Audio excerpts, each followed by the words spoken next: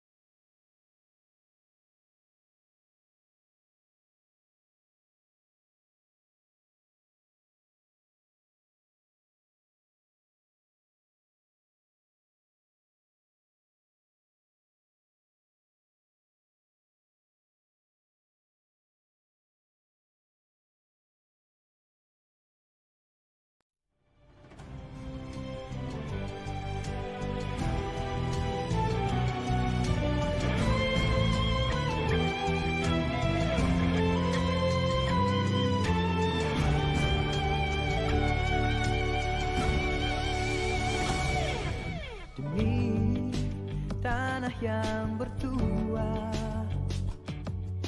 taman cinta merdeka, kasih di hatiku ini untukmu tanah pertiwi, dari utara selatan juga timur ke barat, turut gagah sama Sarawak, sehati sejiwa. Ku dengar janjimu, Bayu Kinabalu, ku dengar sumpahmu, Rejang yang membiru, bersatu denganku, tegak titi wangsa Malaysia, sehati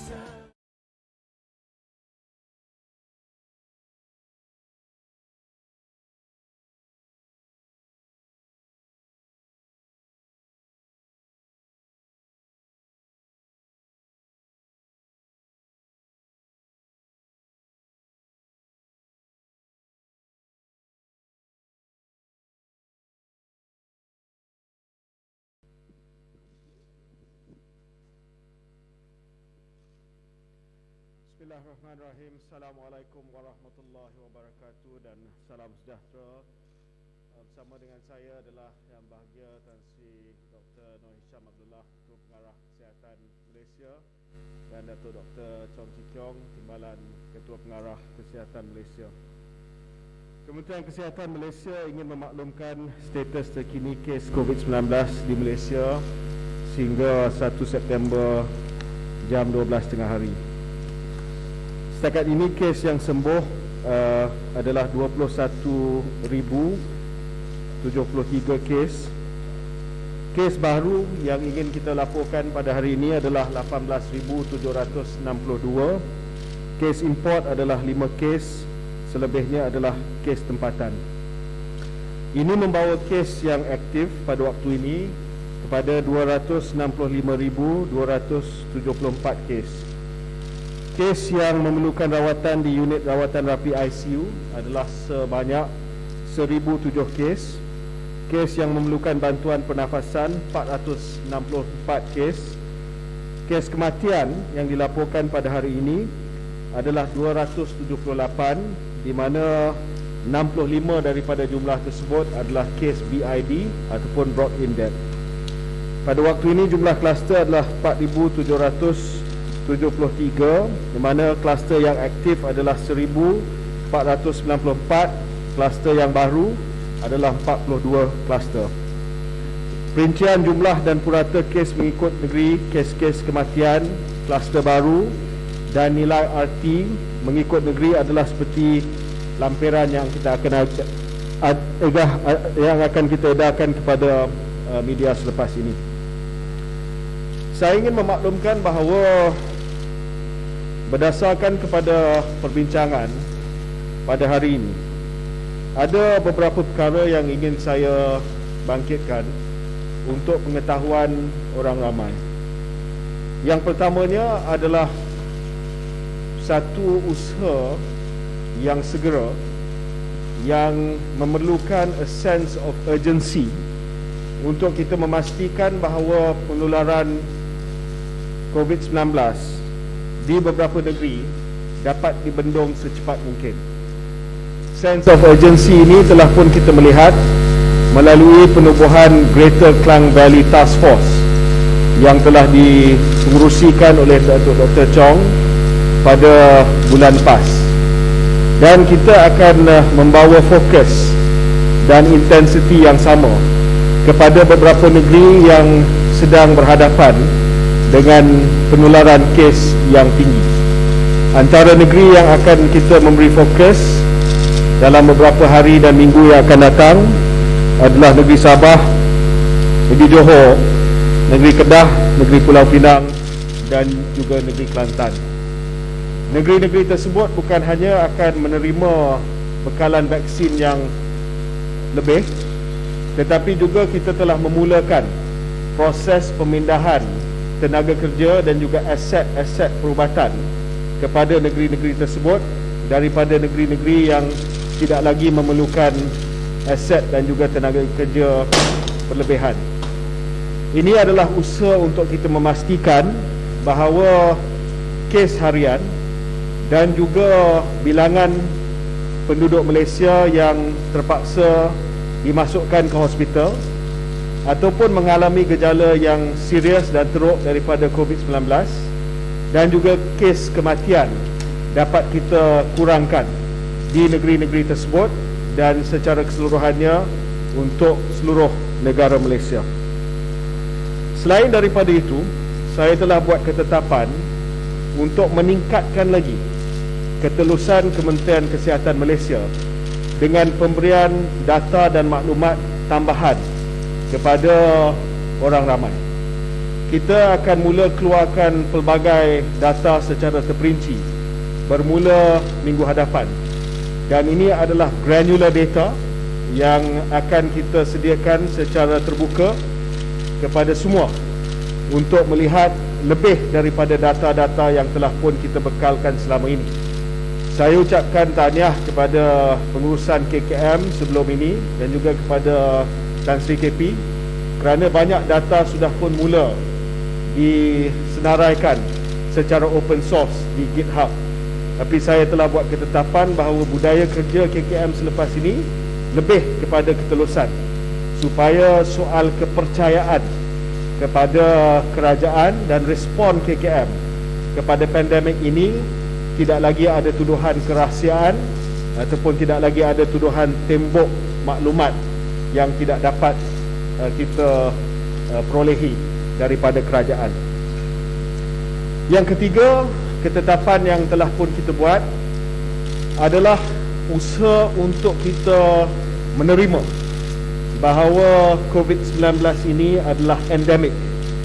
Maksudnya kita akan terima hakikat bahawa sekalipun kita berjaya insya-Allah mengawal pandemik ini dari segi kes jangkitan, dari segi kes kematian, dari segi kes kemasukan ke hospital, kita juga perlu bersedia menerima hakikat bahawa COVID-19 ini akan menjadi endemik dan kita hidup bersama dengan virus ini. Ini adalah konsisten dengan pendekatan negara-negara lain, mana kebanyakan negara sekarang ini sudah pun beralih daripada total containment kepada fasa endemik, di mana satu norma baru diperkenalkan untuk kita hidup secara sihat dan selamat walaupun virus ini masih lagi berada di kalangan kita.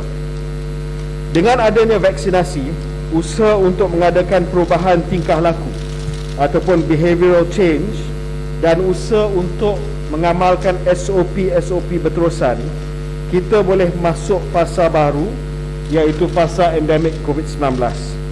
Langkah ini akan membolehkan pelbagai sektor dalam negara dibuka dan kehidupan kita kembali berfungsi seperti sedia kala dalam norma yang baharu.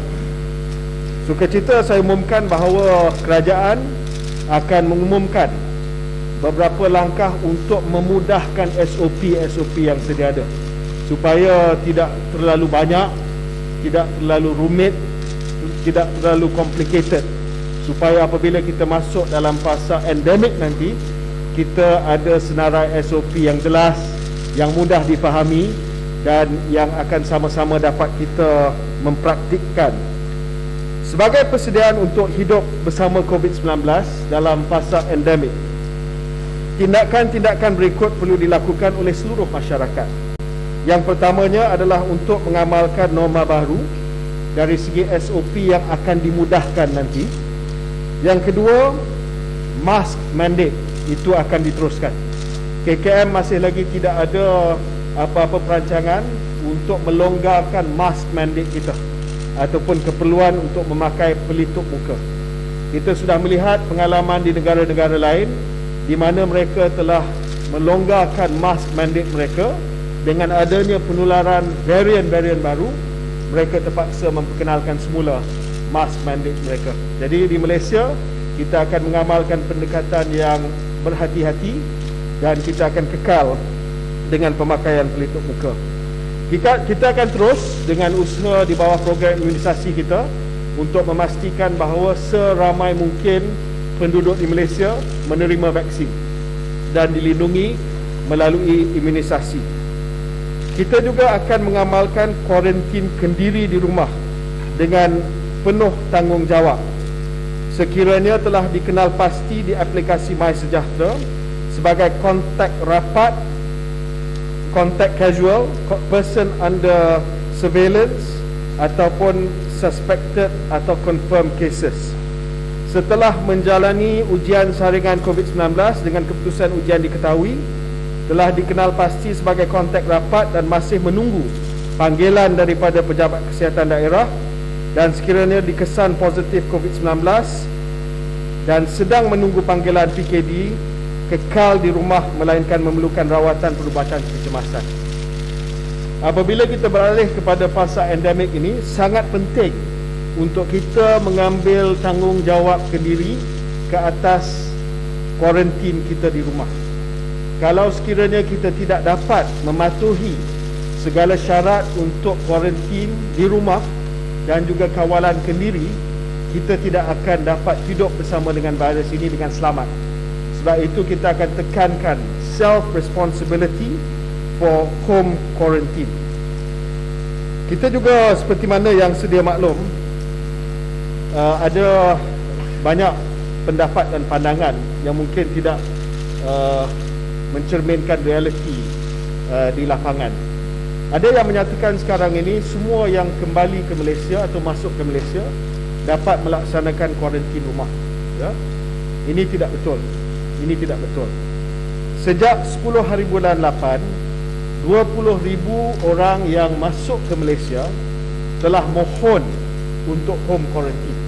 We do not give home quarantine to everyone who comes back to Malaysia who are fully vaccinated. No. 10,000, we have received 20,000 applications. Yang kita telah lulus adalah 4,159 sahaja. And this is based on strict risk assessment. Risk assessment of whether they are vaccinated, their test history, also where they come from, and also keadaan rumah mereka. Jadi dalam hal ini kita masih lagi ketat, mana the default is still quarantine at the quarantine center. You still have to request for home quarantine. Saya juga suka cerita maklumkan bahawa daripada mereka yang telah mohon untuk home quarantine, 404 daripada mereka sedang menggunakan peranti digital yang sekarang ini masih dalam fasa perintis, pilot project. They are using the digital device, bracelet, that is being used to monitor the home quarantine. Once we've gone through the pilot process or pilot project and we are satisfied with the efficiency and accuracy of the digital quarantine device, we can roll out to more people who would like to home quarantine and use the digital quarantine device. Saya juga ingin bangkitkan satu lagi perkara yang penting, dan ini adalah berkaitan dengan usaha kita untuk mengurangkan jumlah BID ataupun brought in death. Ini adalah antara perkara yang akan kita memberi fokus yang segera. Selain daripada ujian yang perlu dibuat, selain daripada vaksinasi yang perlu diberi kepada semua pihak, antara perkara lain adalah kawalan kendiri juga. Kita dapati bahawa sebahagian daripada mereka yang dilapor sebagai brought in death adalah mereka yang pada awalnya berada di dalam kategori 1-2, tetapi dalam tempoh masa yang singkat mereka telah masuk ke kategori 5, fast deterioration of their health condition. Sebab itu kita ingin umumkan bahawa kawalan kendiri perlu dilaksanakan jalani pemeriksaan segera sekiranya mengalami kemerosotan gejala atau sebarang warning signs seperti berikut. Demam berpanjangan. These are for people who are positive, who are isolating at home, ya, tidak ada ada gejala yang ringan sahaja, tetapi tiba-tiba ada demam yang berpanjangan, kesukaran bernafas, sakit dada, tiada selera makan dan minum, kelesuan bertambah teruk, perubahan pada status mental seperti kurang tahap sedar dan confusion, kekeliruan, delirious, batuk, muntah dan cirit yang semakin teruk, kurang kencing, bibir atau jari kebiruan dan ketepuan oksigen saturation kurang daripada 95%. Mereka yang mengalami gejala ini dinasihatkan untuk menghubungi CAC dengan kadar segera ataupun talian 999 kecemasan, ya.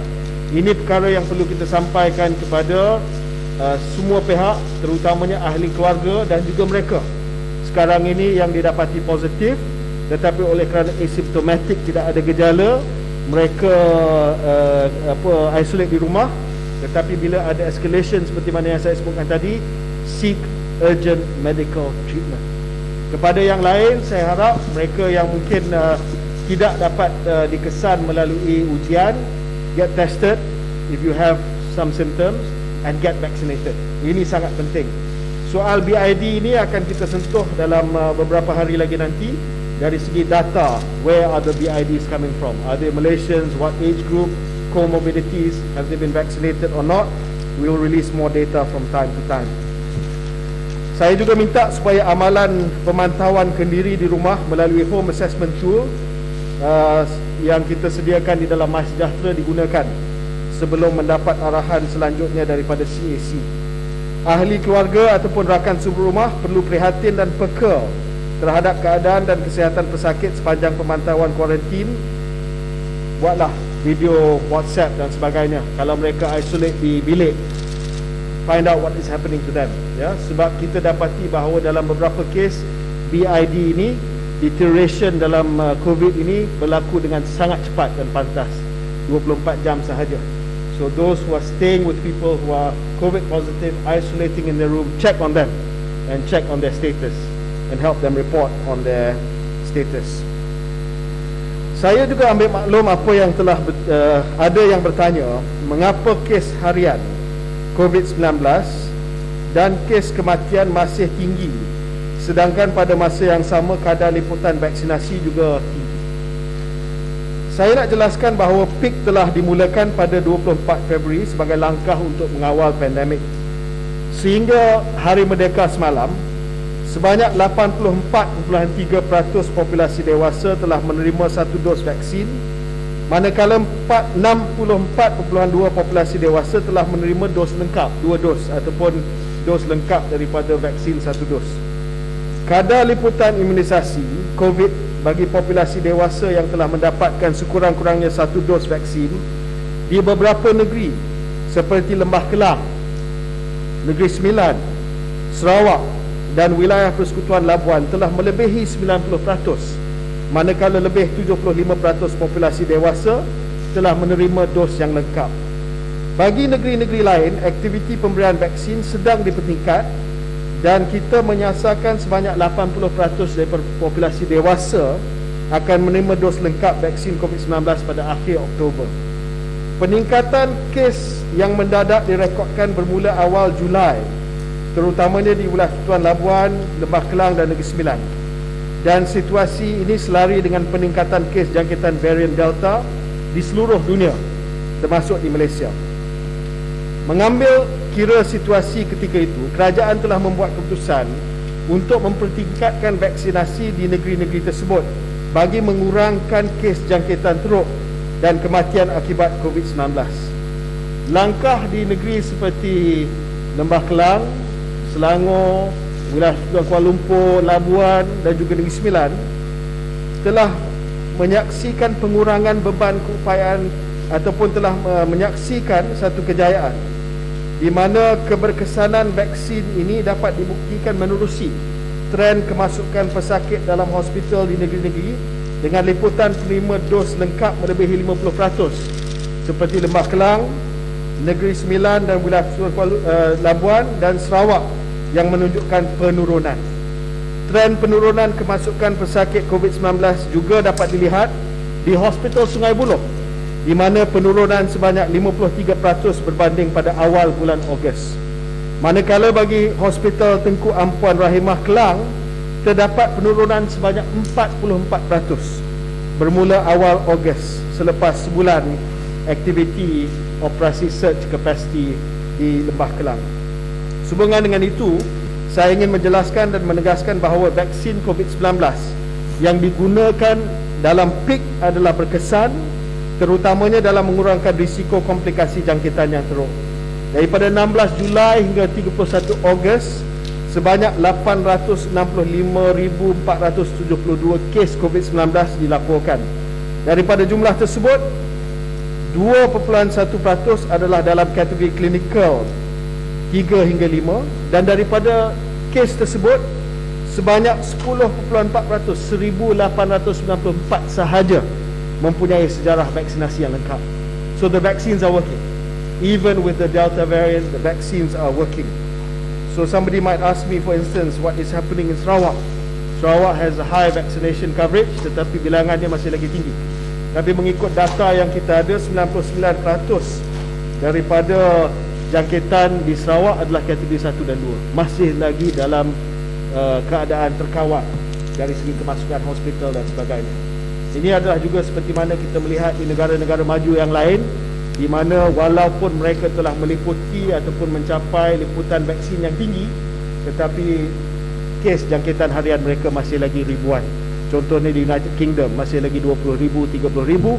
Tetapi yang penting adalah soal kemasukan hospital, kematian, kemasukan ke unit perawatan rapi, penggunaan unit peralatan pernafasan. Itu yang perlu kita melihat.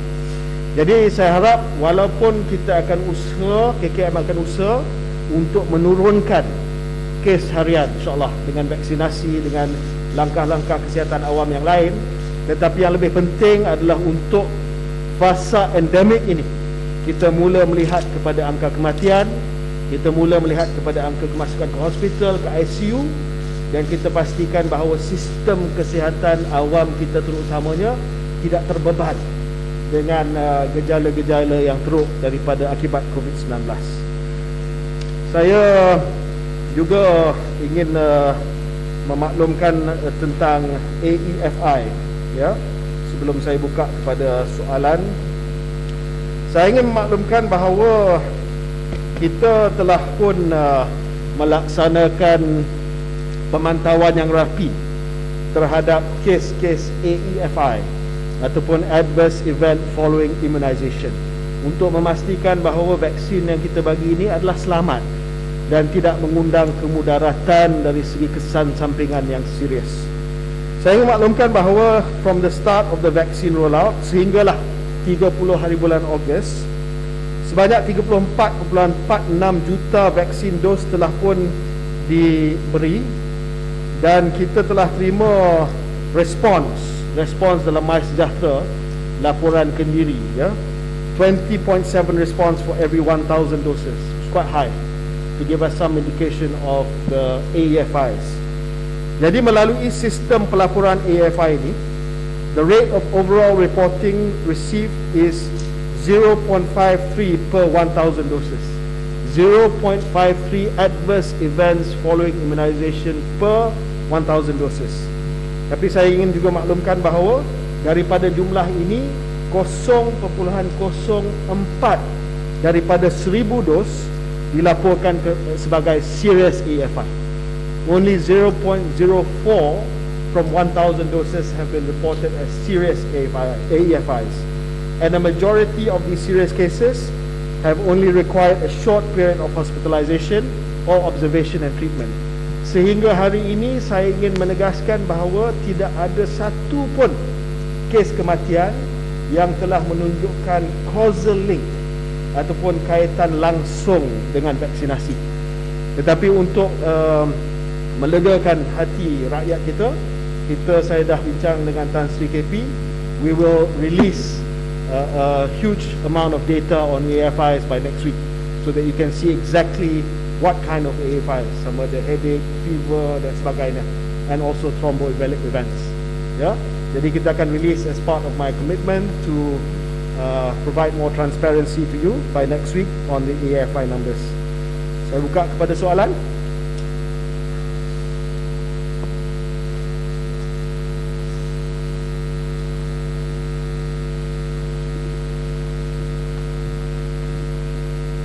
Hi YB, congratulations on your appointment. Prem from Nikkei here. YB, I have two questions for you. One is, since we are talking about endemic now, are we prepared for a booster shot, or are we even discussing about booster shots? And Pfizer has announced yesterday that vaccine for children between 5 to 11 years old will be ready by year end. Are we already discussing about it, and are we ready to procure once it's ready? Thank you. On the question of booster shots, we've had a discussion. There's an expert working committee that has been set up to provide recommendations for the booster shots, at what interval, whether or not it is homologous or heterologous booster shots, the same or different vaccine. We hope to have recommendations by the end of this month for us to announce what the policy will be for booster shots. For now, we are quite satisfied that we just proceed with the existing pick. The priority now is to provide vaccination for those who have not been vaccinated yet. Yeah, and then we will talk about booster shots once we get the recommendations at the end of this month. As far as vaccinations for children are concerned, as far as the adolescents, the circular has been issued by a DG circular on the policy for 12 to 17-year-olds. We are just waiting to execute on the vaccination for adolescents, because we want to again prioritize the adult vaccination first.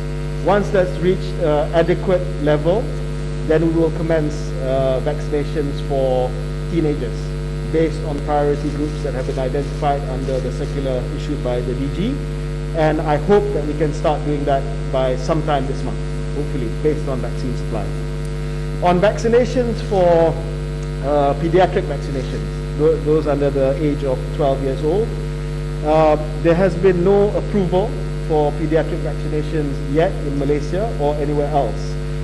They're still under review by the regulatory agencies, some other FDA, MHRA, or even here in Malaysia.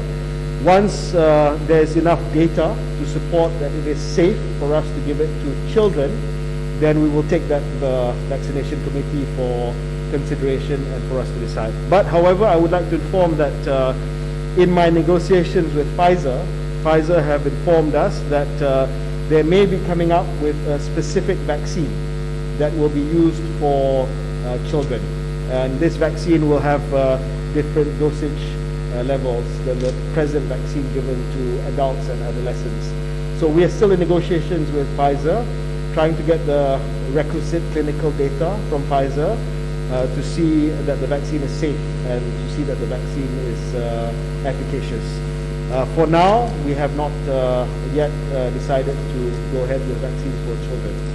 I want to give some reassurance to parents that in lieu of the fact that we cannot give vaccinations to those who are under 12, we are doing our best to make sure that teachers are vaccinated. We're doing our best to make sure that people who are working in schools, the clerical staff, the canteen staff, the janitorial staff, the security guards, as well as the bus drivers are vaccinated, so that the environment is vaccinated. Sukacita saya maklumkan bahawa mengikut angka yang terkini, daripada jumlah guru seramai 412,000 yang ada di Malaysia, 96.5% telah menerima sekurang-kurangnya satu dos, manakala 83.5% telah lengkap menerima 2 dos. Manakala bagi pekerja sokongan di sekolah-sekolah, 84.8% telah menerima 1 dos, at least 1 dos, dan 68.8% telah lengkap menerima 2 dos. So we're trying to make the schools as safe as possible for children who cannot be vaccinated, And then of course for the adolescents, kita akan mula dengan exam going age, 16, 17, and then we'll de-escalate the age after that. Yeah. So hopefully we get as many children, as many teachers, 100% kalau boleh. Kita nak 100% teachers vaccinated. There are some teachers who are not wanting to be vaccinated, anti-vax. Saya akan minta mereka jumpa dengan Rumah Kota Johor. YB, Yep. Alifa from Code Blue. I have a couple of questions. YB, earlier you mentioned about prioritizing some states for vaccination. So do you have any priority for testing? Since most states recorded average positive rates above 10% in the past epidemic week, and a couple of other states recorded above 20% positive rates. Second question is, there have been about 68,000 breakthrough infections reported in fully vaccinated people from August 12 to 29th. So can we know what the proportion of vaccine brands that were used among them, and the interval between last jab infection and profile of these breakthrough cases like age and comorbidities? The second question was on breakthrough infections. Correct, right? yes. Okay, yeah. So we will of course prioritize testing for states that are showing a high positivity rate right now, and also a relatively low vaccine coverage. And these are the states that I mentioned: Perak, Terengganu, Johor, Kedah, Kelantan and Sabah. That's why there's a sense of urgency for testing and vaccination in these states, as well as some other measures that we have implemented in the Greater Klang Valley Task Force. But be that as it may, it does not mean that we will reduce our testing capacity in other states. Yeah, because most states are still having a positivity rate of more than 10%. Yeah? Most states more than 10%. So we have always emphasized on testing, but we want to do testing in a targeted manner. We repeated this again and again and again, so that we make the best yield from the resources that are available. We are also working together with the private sector. We are trying to encourage companies to come forward and test their employers. We cannot rely 100% on government testing. This is where employers, if they want to start opening up their businesses, they have to step forward to provide testing for their employees, especially those who are symptomatic and those who are sick. They must do that. Saya juga ingin memaklumkan bahawa ada berita baik hari ini, mana saya akan minta Menteri Perdagangan Dalam Negeri dan Hal Ehwal Pengguna Umum dalam masa yang terdekat. We have set a ceiling price for rapid test kits. We have decided in Cabinet today to set the ceiling price. The ceiling price has been set, and Dr. Sri Alex Linggi will be announcing that very shortly. Oh, sorry. On the granular detail on breakthrough infections, we'll provide that to you in writing. Yep. Harith Muhammad from Malaysia Kini. I have two questions. One is, when do you expect that this endemic phase we can start, to the new norm with the endemic phase? You mentioned about schools. Most of the teachers have been vaccinated, and the staff. How about the teachers and staff who are not vaccinated? Would Sorry, they be, the teachers? How about teachers and staff, school staff who are not vaccinated?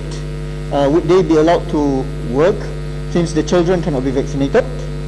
Third question, but this one you can answer later, because this is related to the cases in Johor and Kedah, where patients, COVID-19 patients, were allegedly neglected, that led to the death in Kedah, and the woman who had to give birth alone in Johor. Thank you.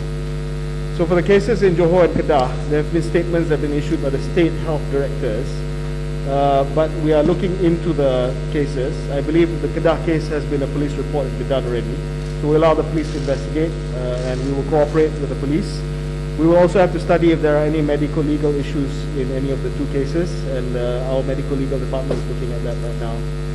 On teachers who do not want to be vaccinated. Now this is a big question. It's not just the school sector, but it's also people who are working in industry. What if they refuse to be vaccinated? For the time being, the government has still maintained that we are not going to mandate legally vaccines as mandatory. We are going to encourage, we are going to provide privileges for people who have been vaccinated to do things that people who have not been vaccinated can do. But we also encourage sectoral persuasion. Sectoral persuasion is not law. It's not a federal mandate. But if a particular company says, if you want to come for a meeting, if you want to come for to work, you have to be vaccinated, then that's up to that company. And if schools decide to encourage it or decide to persuade teachers to do it, then that must be the case. But what I want to do is I want to discuss with my team at MOH, in the event that there are still people who refuse to be vaccinated, and not on medical grounds, but because they don't want to, by choice, become vaccinated, and we refuse or we do not go for a federal mandate by law, we don't go all the way, what are our options? So some of the things that we're looking at is a national testing strategy, a national testing policy after this. Once we go in endemic, whether you've been vaccinated or not, you need to test yourself quite regularly. Yeah, and that's why we want to make testing more affordable and more accessible. So those who refuse to vaccinate will have to have a certain schedule and regime of testing that they will have to adhere to. Whether it is rapid test kits, and if that's positive, they have to confirm it through a PCR test. So we will come up with a policy, a national testing policy, to hopefully take into account those who refuse to be vaccinated. But my preferred outcome is that if you have for no medical reason, any reason not to be vaccinated, go and get vaccinated. Yeah? I've not come to the stage where I'll recommend to the cabinet a federal mandate, but I'm not far from it either. Yeah? What was the other question? So the pandemic phase, we will wait for the next 2 months. We want the 80% end of October to come. But I think if you look at the case of Labuan, even to a lesser extent Sarawak, they are already in that endemic phase. So I can say that by the end of October, we will reach that sort of endemic cutoff point where we have to start looking at living with the virus. We are already living with it, but in some states we are still in mitigation / late containment. But now I think by the end of October, it's about living with it. Hi, Wabi. Congrats on your appointment. Wabi, just 2 questions. First question will be, the PM announced a 6 million additional vaccine dosage. You have previously said that we have enough for 130% of the population. And this 6 million, where is going to go and what vaccine it's going to be? And the second question is that you have stated that there will be privileges for those who are vaccinated.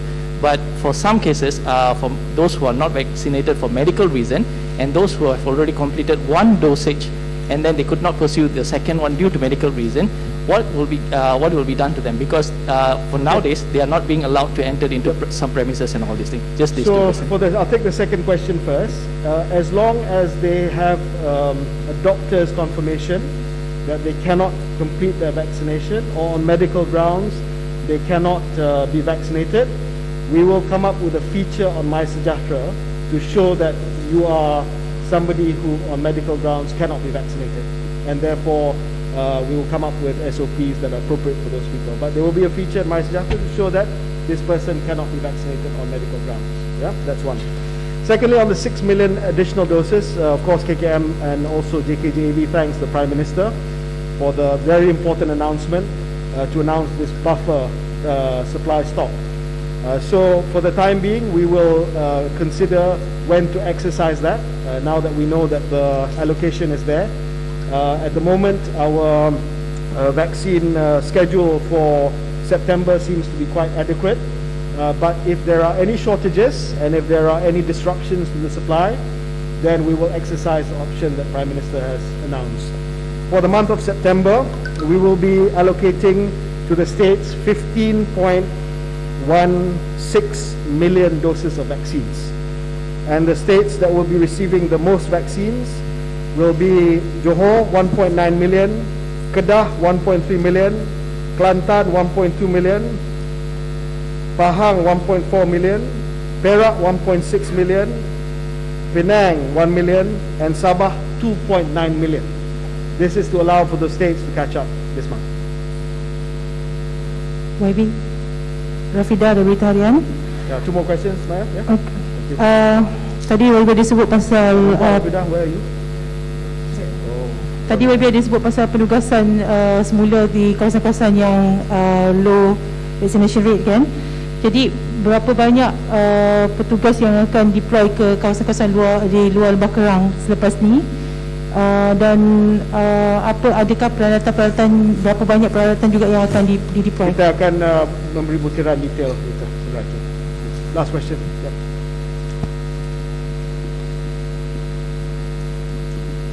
Yeah, my question is, Delta has already become the main variant here. So could you introduce the differences of the pandemic situation compared previous, especially the capacity of a hospital, the medicine supply, and also the vaccine supply? I heard that it has some vaccine supply be postponed.